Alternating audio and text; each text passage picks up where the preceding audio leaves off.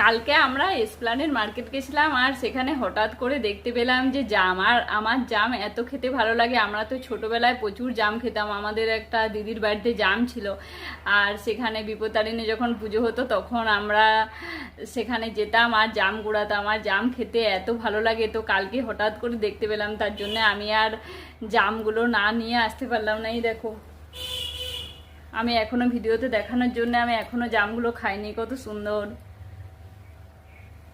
এই ছোটোবেলার যখন ফলগুলো দেখতে পাই তখন প্রচুর ভালো লাগে। ছোটোবেলাটা এক মুহূর্তের জন্য হলেও মনে হয় যেন ফিরে পেলাম। আমার তো খুব ভালো লাগে। আর এই দেখো, আমার সাথে আছে জাম। কার কার জাম খেতে ভালো লাগে অবশ্যই কমেন্ট করে জানাবে।